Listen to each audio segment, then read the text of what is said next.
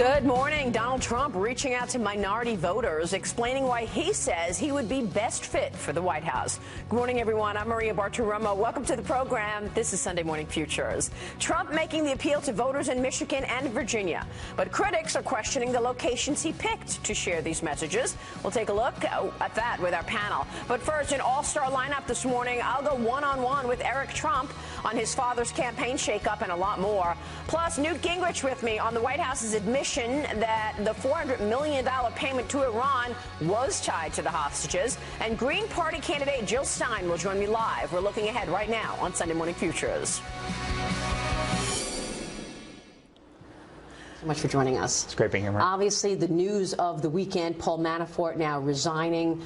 What does this tell us about where the campaign structure is? Is this a direct result of the team bringing in two new people to really run things? Yeah, there's no question. And by the way, Paul's a great guy. And I think my father didn't want to be, distracted by, whatever things that, Paul was dealing with. And, Paul was amazing. And, he helped us get through the primary process. He helped us get through the convention. He did a great job with the delegates, now you look at, Kellyanne and some of the other people that we're bringing in, and they're absolutely fantastic. And, I think they're going to be the ones that bring us, all the way through November 8th and ultimately get us the victory. But again, my father just didn't want to have the distraction looming, over the campaign and, quite frankly, looming over all the issues that Hillary's facing right now. Yeah, and I think right off the bat, as soon as you brought in two new players, we saw a little shift. Yeah. We saw what your father said a couple of days ago. We saw what he said in terms of saying, look, I own this. I'm taking responsibility for if I may have insulted somebody. Yeah. Was that a result of the two new players that you brought in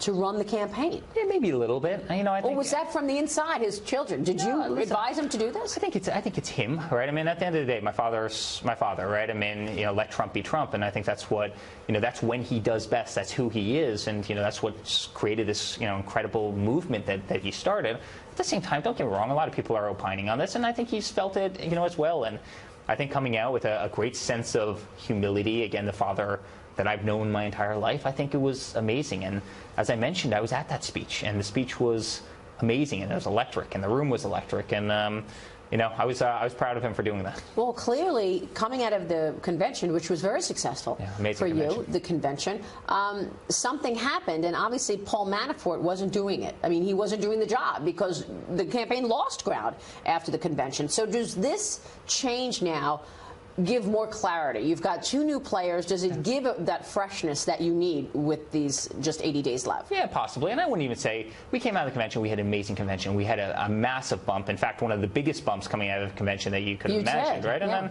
then, obviously they had their convention right after, and traditionally they'll get a bump too, right? And so it's really interesting. I think right now you're really seeing in the latest polls, you're really seeing that totally level out, and it's really back to parity. And, Hillary spent $200 million in advertising against us. We've spent nothing against her yet our numbers are at parity, and I think that's probably pretty frustrating for them. But believe me, they don't like the fact that we have a great war chest, saved up, and they've spent all this money, and yet we're dead even in the polls. They're not thrilled about that. We're looking at the polls tighten in a big way. I mean, obviously, what your father is doing is working. Now, your father made a decision to go to Louisiana in the face of this terrible flooding that we're seeing there, to speak to the people, to just express his condolences and hurt with them. Why? Why is he doing this now? Yeah, well, you have coffins floating down the street. You have houses that are underwater. You have cars that are underwater. You have people who have lost their lives. And the President of the United States is in Martha's Vineyard playing golf. He can't be bothered to hop on Air Force One, one of the nicest planes in the world, to fly down there for half a day to check in on the situation. He's sitting there playing, his 200th round of golf this year. At the same time, Hillary is sitting there, resting. I mean, these are our leaders. It is shocking. These are the people that we have elected as a country to lead. And I think my father was just frustrated by it, and so he went down there to show his support with Mike Pence. He's on the ground, and I'm proud of him for doing that. But I'm disgusted by the fact that the Commander-in-Chief of the United States couldn't be bothered to hop on Air Force One to fly down there for a couple hours to find out what was going on. It's is truly, truly sad. We now know that the White House has admitted that this $400 million that went to Iran was, in fact, contingent upon them releasing the American hostages. What does your father plan in terms of the Iran deal? How easy would it be to reverse? And your thoughts on this hostage payment that we now know was, in fact, ransom? Maria, I actually think the Iran deal was one of the things that it was almost the auspices of getting my father to run for president. I remember, when that was first talked about years ago, and he was shaking his head. We can't be serious. We can't honestly consider giving $150 billion to a country that hates our guts, that hates our way of life, that detests everything about Western civilization. We can't be serious about doing that, and they ended up doing it. And then you see, obviously, the 4 prisoners were contingent on the $400 million. And you're sitting there as a guy who travels overseas. I mean, they put a target on every American's head that leaves, the boundaries of this country, including, quite frankly, every military personnel that we have overseas, because clearly our government is now paying, for hostages. You simply can't do it. I mean, the $150 billion was atrocious. $400 million in cash being dropped off in the middle of the night is just as bad. I mean, you almost can't make this up. I mean, you really almost can't make this up. Yeah, I mean, we don't even know the terms because we learned about it after it was already done. So again, the president went around Congress.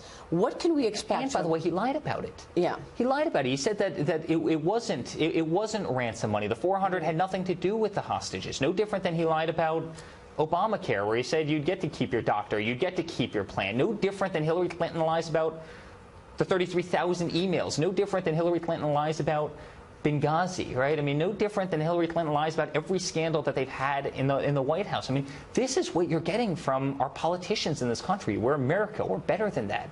We need to have people who are actually honest with the citizens of this nation and represent them well, and that's simply not happening. Which is why he reached out to the Hispanic community this weekend, reached out to the African-American community earlier last week. Yeah. What should we expect in terms of these groups? Is he going to be able to really move the needle in terms of Hispanics, African-Americans, women, another group that he really needs to get those numbers up in terms of the vote? Yeah, well, I hope so. And it's interesting as a non-politician stepping in and seeing how ingrained politics are in certain people that they can never take off the blinders and look outside their party, the party that they've always voted for before. But again, if you look at what Democrats have done, for inner cities, for inner city youth, again, 60% unemployment. I mean, they've never done anything. They always promise great things, and then nothing ever happens. If you look at Chicago, right, you have 2,500 shootings this year alone in Obama's home city. If you look at Detroit, if you look at Baltimore, if you look at so many of these places, they've been Run by Democrats for the last 50, 60, 70 years. And look what happens. They never get better. They just never get better. And I think part of my father's message last night is, why not try something new? Why not give me a chance? Let me bring back jobs to this country. Let me fix an educational system that's a total disaster, that's full of fraud and waste and abuse and nonsense. Let me fix these problems. It's something I can do. I mean, what do you have to lose? And that's what he said last night. What do you have to lose? It's broken. I will fix it. Give me the chance to fix it. Eric, it's nice to have you on the program today. Thank you so much. We'll be watching. Eric Trump. All right, my thanks to Eric Trump. We conducted that interview Friday afternoon, and since the interview, the White House has announced President Obama now will visit Louisiana. He's going there this Tuesday. The state's governor, John Bel Edwards, making it clear that he said he requested the president wait a week after the rain fell to allow emergency responders to do their work and for the cleanup to get underway. So we will be bringing you more once the president does go to Louisiana on Tuesday. Big changes coming to the Clinton Foundation, meanwhile, regardless of whether Hillary Clinton moves into the White House. Is it enough to stem the wave of criticism about the foundation's donations policy? Who gives them money? We will delve into that with Congresswoman Marsha Blackburn live next. You can follow me on Twitter at Maria Bartiromo, at Sunday Futures. Let us know what you'd like to hear from Congresswoman Blackburn. We're looking ahead right now on Sunday Morning Future. Clinton be elected. Maria, these are things that should have taken place when she became Secretary of State. The former president should have removed himself from the board. They should have had outside oversight and guidance on that board. They should have changed the way they were working and stopped taking some of these foreign contributions that they had been taking. So where is the investigation around the Clinton Foundation right now, Congresswoman? Because there's really conflicting reports in terms of whether or not this is in the eye of regulators right now. Well, we have our letter. As you know, May 19th, 2015 was the first letter that we sent over to the IRS with a non-response. We have followed that subsequently with letters to the FTC, which oversees nonprofits, and then the letter currently that we have before the IRS, the FTC, and the FBI together. We have received a referral to the nonprofits division of the IRS. We think this is important. And Maria, we think one of the things that is most significant in this, we know the Clinton Foundation went from 1998 to 2007 and did not report the foreign contributions that they were receiving. They never reported that to the IRS. So we do think there is a reason to move forward with the examination there. Via the FTC, there is a reason to question there because they're giving only 13% of what they bring in to their stated mission, which of course was never altered from when it was the library. And, you know, Maria, charities should be giving more than half of what they bring in. So there's reason for that review there. And then, of course, the FBI, we think they should look at some of these issues around Frank Giestra, Uranium One, Laureate Education. The list goes on and on. The Nigerian land deal.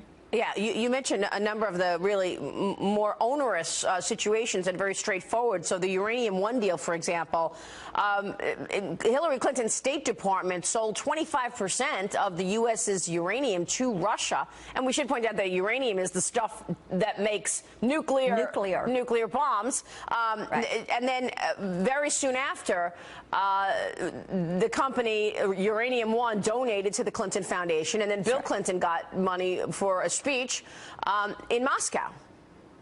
That is right. And see, when you look at the timeline and the way you always have the participation of Hillary, of Bill, the foundation, and the outside entity, that circuitous relationship should cause everyone concern. And it is something that the American people deserve some answers to. And, you know, now we know that there were emails that were written by staffers from the State Department requesting appointments or interviews for individuals who had contributed to the foundation. They're saying they're finally going to do the right thing if she is elected president. But this is something that I think they're too far down the road for this to even begin to make a difference in the mind of the voter. Yeah, but I mean, in the mind of the voter, is this going to sway them come November 8th? What if we don't get any details in terms of the investigation and what lawmakers find out any more than we know, of course, by the election? You know, Maria, I think it adds, it's that compound effect. People remember the scandals that have always been kind of following along with Bill and Hillary Clinton, and they go back decades, and people know that. And now they look at, once he left the presidency, how they operated this foundation. They never refiled their mission to do a global initiative. I think that's why they're going to close it down after this year.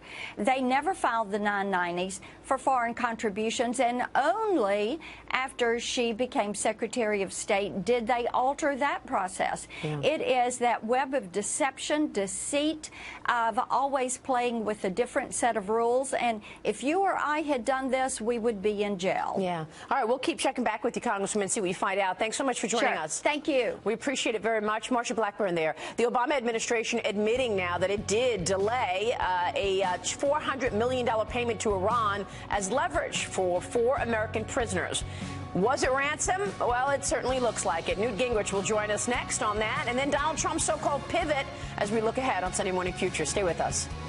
The $400 million that it paid to Iran was, in fact, done in agreement with the release of 4 Americans held in the country. Donald Trump claiming President Obama lied about this not being a ransom payment. Newt Gingrich is a former Speaker of the House and a Fox News contributor. Mr. Speaker, always a pleasure. Thanks so much for joining us. Good to be with you. Well, if it looks like ransom and it smells like ransom, I guess this was a ransom payment. You know, I'm always surprised that people are surprised that Obama lies. Obama lied about you getting to keep your doctor. He lied about you getting to keep your insurance. He lied consistently about this kind of government he wanted to create. Why would he lied about a Syrian red line. I mean, why would you think this is any different? The reason that Hillary lies so much is that if you're a modern liberal Democrat, you can't tell the truth and survive. If Obama had gone to the country and said, we're going to pay ransom. Yeah, it's a dictatorship. Yeah, they're bad people. Yeah, they've been kidnapping Americans. But hey, you got to understand my problem. The country would have repudiated him overwhelmingly. And they count on us just tolerating and shrugging off a routine pattern of lying while they do things that are really bad. I mean, paying $400 million in, think about how humiliating this is. Because you can't legally use U.S. dollars because Congress passed a law blocking it. And it's, by the way, also illegal to do what they did, which is take dollars, turn them into euros and Swiss francs, bundle them up. These bundles are absurdity. It looks like it's a movie like Lethal Weapons 9 or something. It's like the mafia. And so the United States humiliates itself flying cash into Iran at the same time that they release 4 people, which is a total victory for the dictatorship and for terrorism. What would you expect from Hillary Clinton as it relates to Iran? And Donald Trump has said he would get in there and repeal, cancel out this nuclear deal with the Iranians. How easy or tough would that be, Newt? I mean, it's not the kind of situation you can just reverse, right? Even as they chant death to America. Look, the Iranians routinely break the agreements. Every time they fire a missile, they are breaking the agreements which block them from testing. A relatively intelligent lawyer could find plenty of evidence in the last few months that they have broken the agreement so often that we can vitiate and just drop it and say we're not going to do it. And then what are they going to do? What you have here is a phony legalism in which the Americans subject themselves to the rule of law while the dictatorship exploits every loophole it can in violation of the rule of law. I think Trump would turn that around. But Hillary will be Barack Obama with corruption. I mean, she'll be as radical as he is. She'll be as driven to do things by executive order as he is. But she'll add a layer of corruption, unlike the Obama. I mean, there's no evidence that Obama personally is particularly corrupt. She and Bill are so corrupt, they will be the most corrupt couple ever to move into the White House if they win. Meanwhile, we seem to be watching this pivot happening with Donald Trump. We've been talking about this this morning. Is this a new pivot, Newt? What's going on right now with his campaign, and is he doubling down on humility? He apologized, said he regrets things. Is he going to reach out, for example, to others who perhaps he may have insulted? And what does this mean for his campaign? Well, I think there are 2 characteristics about Trump that are a little contradictory. On the one hand, he's very stubborn, which is a characteristic of very successful people. On the other hand, he's very, very smart. So after a while, the amount he learns overwhelms his stubbornness. And I think that's what happened here. He figured out that going into a general election was very different from winning the primaries. That really took him 5 or 6 weeks because he had done so well in the primaries. I think he didn't want to give up the techniques that were working, but gradually he came to realize that that wasn't working anymore. He's brought on 2 really strong people. I mean, Steve Bannon and Kellyanne Conway are remarkable talents. And I noticed all this last week, every single speech, starting on Monday with radical Islam and coming all the way up, there was a tonal quality that was even more important than the words. He was he was reassuring people that he was in control of himself, that he was talking in a reasonable way. You can say as Ronald Reagan taught us, you can say very strong things if you say it in a very calm tone. Do you think then this could resonate with some of those never-Trumpers? Will this pivot resonate with some of the Republicans that have been unwilling to get on board? Yeah, I think there are 3 groups. There are the skeptics. They're going to come on board pretty fast just because he's getting to be so controlled and so reassuring, and his ideas are so compelling. They're going to come on fast. There are the sort of personal never-Trumpers who eventually are going to, I think, get over it, particularly as they watch Hillary, and they're going to end up with him. And then there are the people who have, as I said a minute ago, if you're a real foreign policy, let's go over there and force democracy everywhere and send another 1 million American troops and do the things we need to do, and to heck with the cost. you shouldn't be for Trump. I mean, Trump's not going to do anything you want him to do. You should be for Hillary, because she's going to be much more likely to get us in the next war than Donald Trump is. Wow. Mr. Speaker, good to speak with you. Thanks so much. Good to be with you. We Thanks. appreciate it. Newt Gingrich there. Meanwhile, Donald Trump finally airing his first television ads of the general election season, hammering the system as rigged. Will his claim help him regain the footing in the polls? Eric Shawn dives into the issue of voter fraud. We're looking ahead, and we'll take a look at that next on Sunday Morning Future. Stay with us. Tomorrow will announce that he has restored voting rights for 13,000 felons on a case-by-case basis, and he will be announcing that tomorrow. Donald Trump is also laying the groundwork for claims of voter fraud. A brand new television ad airing in several swing states says that the system is rigged. The Trump campaign is spending $5 million to run the commercials, trying to fire up Republicans in states where early voting gets underway in a few weeks, like North Carolina, for example, where the courts struck down a voter ID law that judges said targeted African Americans. Our Fox News senior correspondent Eric Shawn digs deeper into these concerns. So you don't need an ID to vote? Well, it depends upon what state you're in, if it's a photo ID or not, if you have an affidavit. You know, Maria, for years I've covered and investigated voter and election fraud cases here at Fox News, and you won't believe what we found. Take a look at this. These are absentee ballots that were faked. Prosecutors in Troy, New York, said politicians simply stole elections by handing in fraudulent ballots that they filled out as real votes. The unsuspecting voters we talked to said they did not even know their votes were robbed. So you didn't write that? I did not. You didn't cast a ballot? I did not. Did you vote? No. Did you fill out an absentee ballot? Nope. Did you fill out an absentee ballot application? Nope, I didn't fill out any of those. So your vote was a fraud? It was. In Kentucky, prosecutors said 20 public officials stole elections by buying votes, spending $400,000 to buy 8,000 votes over several elections. You sold your vote? Mm-hmm. How much did you sell your vote for? $25. Well, in Cincinnati, veteran poll worker Hillary Richardson was charged with voting in the 2008 and 2012 presidential election not once, but 2 and 3 times. She pled no contest to 4 counts, including voting for her sister, who had been in a coma for a decade. In Pennsylvania, 7 election officials have been hit with election fraud charges just in the last year and a half, from cases of illegal voting to tampering with voting machines and adding phony votes. You know, a 2012 report by a Philadelphia Republican city commissioner found voting by non-registered individuals, voting divisions with more votes than voters, individuals voting more than once, and voting by non-U.S. citizens. And election fraud actually hit the race for the White House in the 2008 race. Democratic operatives in Indiana were convicted of faking signatures on the presidential petitions that put then Senator Barack Obama and Hillary Clinton on the ballot. So many signatures were phony that authorities said the president may not have actually had enough signatures to qualify for the primary ballot. Is that your signature on this? That's not my signature. Did you sign this petition for Barack Obama? No. You did not? No. I did not sign for Barack Obama. So someone forged this? That's correct.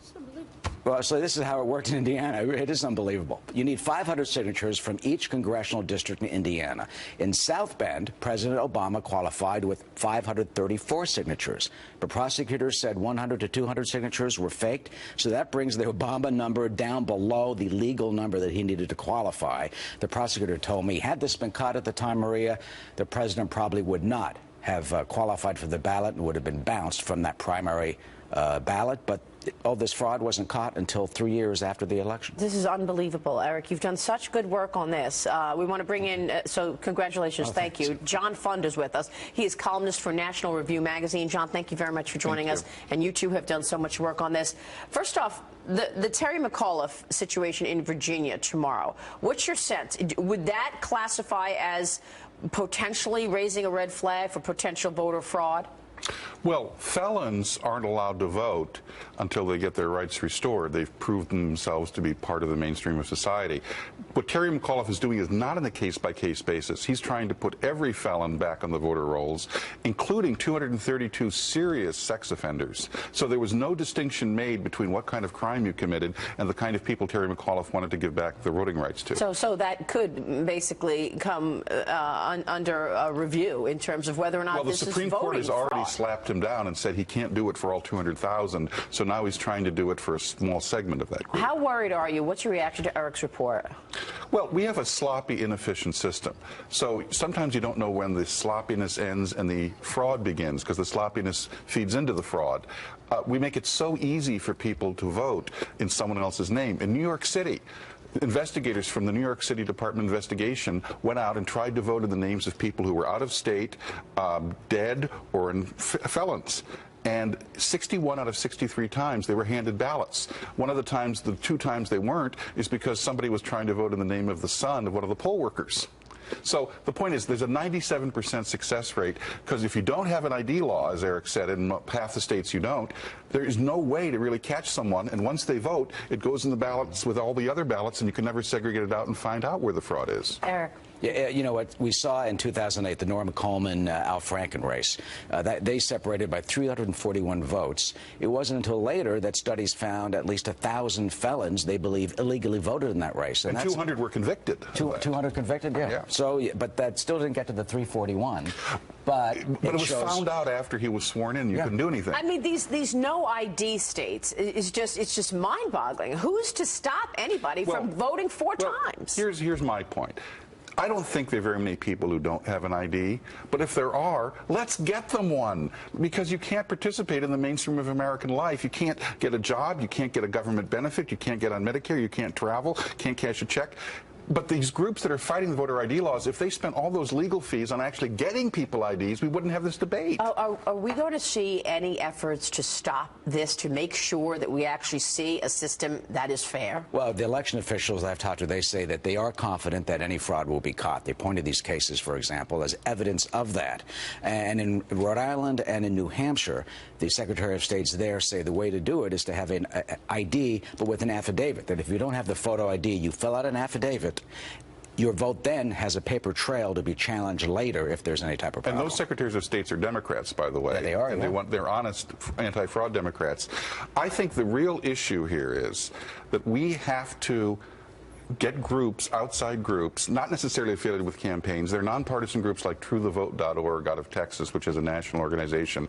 If you watch people, if you have people who pressure prosecutors to pay attention to this as a priority, you can reduce voter fraud. It's like shoplifting. If you do 3 things in shoplifting, you reduce shoplifting 40%. Put up a camera even if you don't turn it on, have a security guard even if he's asleep, and put up a sign that says prosecutions will take place. You cut shoplifting by 40%. It's the same thing with voter fraud. Well, there's also the whole idea, if the IRS is going to target conservatives, right? I mean, that's another part of this, because people are saying you're quieting down an enormous group by targeting them and making them unable to participate. But there's no evidence in all of these court cases, including the ones you mentioned. There was no evidence of anyone who'd ever been prevented from actually voting. No names were put forward. The issue here is we have 2 civil rights. The civil right to, of course, vote, not to be intimidated. That's why we have a Voting Rights Act. Right. But we also have a civil right not to have your vote canceled out by someone who shouldn't be voting, someone who's dead, someone who's a felon. If you get your vote canceled out, it's as if you didn't vote. Right. Well, I know, Eric, you're going to be doing more work on this. It's an important subject. Thank you so much. Yeah, we'll be on it. Thank Eric, you. Sean, John Fund, good to see you, sir. Thank you. Let's get a look at what's coming up top of the hour media buzz. Here's Howie Kurtz in Los Angeles today. Hi, Howie. An early good morning from California, Maria. We're going to be all over the coverage of the Trump campaign shakeup, the hiring of the chairman of Breitbart, the conservative website, the impact, and the media skepticism about whether he really is regretting, as he said in a speech, some of his past comments. We'll look at new questions about the Clinton Foundation and this bizarre Ryan Lochte story, the bogus burglary story, another non-apology with Matt Lauer yesterday. We'll take a look at that as well. Yeah, that really is a bizarre story. Howie, we'll see you in about 20 minutes. Thank you so much. We're just about 1 month away from the first presidential debate between Hillary Clinton and Donald Trump, but there are 2 other candidates hoping to join that debate stage. Green Party nominee Jill Stein will join me live next. We're looking ahead right now. Have other choices. Right now, the majority of voters do not like this 2-party election process, and Donald Trump and Hillary Clinton have the highest rates of disapproval and dislike of any candidates ever in presidential elections. more people than ever are clamoring for to participate, but outside you protested. You were arrested for disorderly conduct when you tried to enter the hall against the police officer's orders. Are you going to be outside again if you don't get in? You can be sure that I will, and I won't be alone this time. I think there are a lot of Americans who feel like we not only have a right to vote, we have a right to know who we can vote for, especially in an election where people are tired of being thrown under the bus on jobs, on health care, on student debt, and people are clamoring for more choices. So let's let a real debate be held, and then let's let the American people decide. Let's talk to those people right now. You've got this block of people who are very loyal to Hillary Clinton. You've got another block of people that are loyal to Donald Trump. Then you've got this enormous block in the middle of independents, some of them undecided right now. How are you going to resonate with them? What's your most important policy to speak to those people? Well, we need jobs. You know, instead of sending the jobs overseas, we need jobs. And while Donald Trump may talk about stopping these corporate trade deals, the Trans-Pacific Partnership, he himself has been sending his jobs overseas. So we need jobs here. We need to end student debt. We bailed out Wall Street. We're calling for the bailout of a generation that's basically been held hostage in unpayable debt. We need good jobs that pay decent wages. We need health care as a human right. And we need to solve this climate crisis. For those who ever doubted it, just look at California and let's look at what's happening at Louisiana and the heat waves in the Northeast. We say solve these at the same time. We call for a New Deal kind of program, but a Green New Deal that will transition us to the energy of the future and the economy of the future. Why should people trust you leading the economy?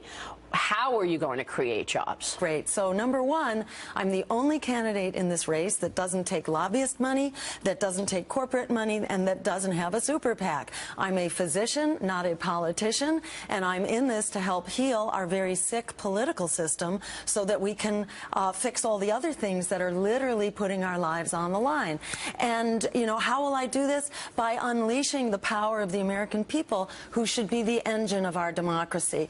Because I'm not on the payroll of the big banks or the war profiteers, I actually have the liberty to stand up for what the American people are clamoring for. And with an organizer-in-chief in the White House, we can actually mobilize the public support to instruct our elected representatives who should be representing us, not the big money interests whom they've been taking marching orders from. What industry do you think is most poised to see job creation under your leadership? You know, I think it's especially clean, renewable energy. So it's wind, it's solar, it's conservation, it's manufacturing of all the different efficiency devices, and also it's sustainable agriculture that has become so popular in so many communities. We deserve to have a food system that's making us healthy. Right now, our industrial food system is making us sick. And this, by the way, Maria, is how we pay for this. The studies show that we get so much healthier when we move to an economy of clean energy without pollution, a healthy food system, and a transportation system that also allows us to use recreation as transportation. That means safe sidewalks and bike paths. We get so much healthier that our health savings alone is enough to pay for the cost of the energy transition. That's a really good point. Jill Stein, great to see you. Great to see you, We'll Maria. be watching the developments. Thanks so much for joining us. Thank you. All right, Dr. Jill Stein. The Trump campaign doubling down on its spending for the month of July. What did they get for their money, and has it helped? Our political... Welcome back. Donald Trump's campaign more than doubled its spending last month, according to the federal filings, to more than $19 million. That despite a steady payroll buying no TV ads or spending money to build out a ground game. So where did the money go? About half went to a web design firm, more air travel, and consultants. All of that, as Mr. Trump says, the Republican Party has to reach out more to African-American voters. I want to bring in our panel right now. Ed Rollins, former campaign manager for the Reagan-Bush ticket in 1984. He is part of a Trump super PAC. Julie Roginski is here, Democratic strategist and Fox News contributor. Mary Kissel is with us, a member of the editorial board of the Wall Street Journal. Good to see everybody. Thank you so much for joining us. In terms of the money raised, they had a good July, Ed Rollins, but the way the money is spent, very different than the way Hillary Clinton is spending money. The big donors have not totally kicked in yet, and my sense is they may not at the end of the day, but he's got enough money to keep moving forward. The critical thing here, he has to build a ground game. If this comes down to a 3 or 4% race, that's where it is. And they're now on TV. They got their first TV ad on, and I think he is much more disciplined. I think this new team, Steve Bannon and Kellyanne, who I've worked with in many campaigns, is a quality professional, and I think that this is the team. They got to take it across the finish line, and certainly Manafort was not going to do that. So. Yeah, I mean, obviously, Julie, he's had a positive reaction to this new team in place so far. It looks like he's also getting a bump in the polls. Well, he has, but let's see what happens next week. Every time Trump does something that's good for 24 or 48 hours, all of us get excited. The pivot is finally here. It's finally coming. It never comes. I will say his former campaign team, and Ed, I think you'll agree with me, committed malpractice. Absolutely. This is money that should have been spent on a ground game. It should have been spent on advertising. It should not have gone to overhead the way it has. He was gouged by his consultants. He was gouged by the people that he paid. They're not giving him good advice. They should have put this on TV, on the air, on the ground. Not what they did with it, which is essentially pocket the money. It is malpractice of the highest degree. If there were lawyers, they would have been disbarred for this. And at the same time, Hillary Clinton has spent all of her money on just that. Exactly right. Yeah. Mary, what do you think? I'm not sure you can blame the consultants fully, however. I mean, Donald Trump is Donald Trump, and he's made this campaign about himself. Why was there so much attention to this one word, regret, in his speech on Friday? It's because we're focusing on Donald Trump's feelings. We're not focusing on his policy ideas or why they're better than Hillary Clinton's. I think, look, he knew that the campaign was spiraling downwards. He's not leading in any of the polls. There's the prospect of losing the Senate. It's a good sign that he brought in a pro like Kellyanne Conway as a pollster, but he has to prove that he not only has the temperament to be in office, but that he can sustain some of these messages that he started to lay out in these speeches last week. We'll see, but the polls don't change overnight. Can he do that? I don't know if he has the character to do it. He hasn't proved so far. He isn't studying any policy measures. We don't have specifics on what would replace Obamacare, how he would defeat ISIS, the tax plan, for instance. If you read the speeches, there are a lot of good themes in there. I'm glad that he supports charter schools. I'm glad that he wants to get rid of regulatory tape. I'm glad that he wants to unleash American energy. That's very positive. Yeah. This was a very winnable campaign. I think if you had that campaign structure in place that Julie was talking about, and you had a more disciplined candidate, he'd be ahead by 10 or 20 points at this time in the race. Newt Gingrich laid out a few minutes ago on your show the offenses that they need to be on. If this campaign comes down to be about him and his controversies, then he's not going to win. If it's about her and the misfires that she's done, and I don't want to say misdemeanor crimes because I don't believe in charging someone with a crime, but I think at the end of the day, there's vulnerabilities there. The combination of Obama and what they have done and the paying the Iranian hostages, what have you. There's so much stuff there, and Newt laid it out very well. Yeah. And I think that's what they have to be. The problem, though, is, and this continues to be something that's a concern for him, is that Mary's absolutely right. He can't lay it out. Gingrich may have laid it out. You certainly just laid it out. He can't focus on her. He has to constitutionally only focus on himself. And that's not what people want to hear. They want to hear how he's going to. It's pathological. People want to hear how he's going to improve their lives, not what he feels about himself. And I don't think you can just do it on Twitter and Facebook and at rallies. It was good that he went to Louisiana, but let's see him go to a charter school in the Bronx. Let's see him go into downtown L.A. Have more press gaggles. Get out there, meet voters, prove that you really care about these communities. I think Kellyanne Conway will try to push him in that direction, but ultimately it's up to the candidate himself. He likes the rallies, but the problem with rallies is it's just a small audience in front of you, whether it's 7,000 or 10,000. I remind them that 100,000 people were at Mondale's rally in New York City the day before he lost 49 states. There you go. Bottom line. Great panel. Thanks, everybody. Thanks.